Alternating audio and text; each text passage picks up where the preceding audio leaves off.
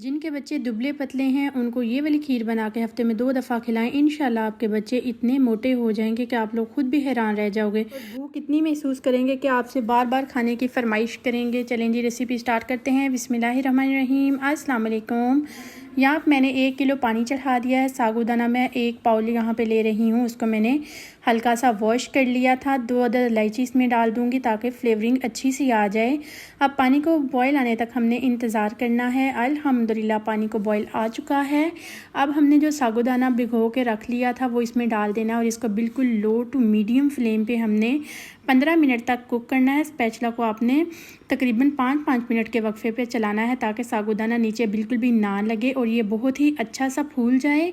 ये स्पेशली बच्चों के हवाले से आज मैं खीर बना रही हूँ। बच्चों के लिए बहुत ही ज़्यादा फ़ायदेमंद है।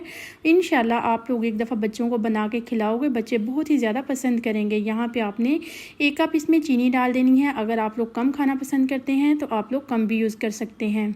साबूदाने की खीर आप लोगों ने बहुत ही ज़्यादा किस्म की बनाई भी होगी, खाई भी होगी। आज मैंने बहुत ही ज़्यादा डिफरेंट अंदाज में आप लोगों के साथ इसकी रेसिपी शेयर की है। ये इतनी आसान है, जिस किसी ने ना भी कुकिंग की होगी फ़र्स्ट टाइम भी ये बनाएगा तो इंशाल्लाह बिल्कुल परफेक्ट रेसिपी बनेगी।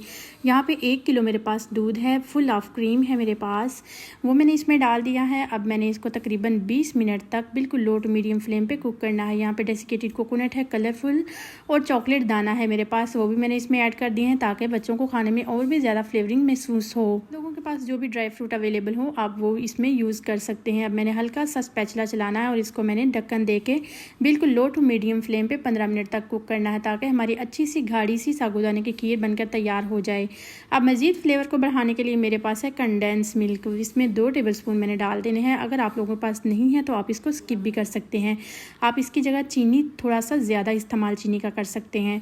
उम्मीद है आज की रेसिपी आप लोगों को बहुत ही ज़्यादा पसंद आ रही होगी। अगर रेसिपी इस पॉइंट पर ज़रा सी भी अच्छी लग रही हो तो लाइक ज़रूर कर दें और नूर्स किचन को अगर आप लोगों ने सब्सक्राइब नहीं किया तो सब्सक्राइब ज़रूर कर दें।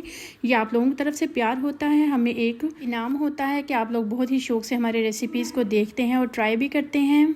अल्हम्दुलिल्लाह देखें तकरीबन 10 मिनट के बाद मैंने ढक्कन उठाया है। साबूदाने की खीर बहुत ही अच्छे से गाढ़ी होना स्टार्ट हो चुकी है। माशाल्लाह से देखें कितने अच्छे से बबल्स बनकर तैयार हो रहे हैं। अल्हम्दुलिल्लाह 10 मिनट के बाद हमारा साबूदाना बिल्कुल तैयार हो चुका है। हमने इसको डिश आउट किया है। उम्मीद है रेसिपी अच्छी लगे। अगर रेसिपी अच्छी लगे तो लाइक ज़रूर कर दें, शेयर करें और सब्सक्राइब ज़रूर कर दें। ओके जी, अल्लाह हाफिज़।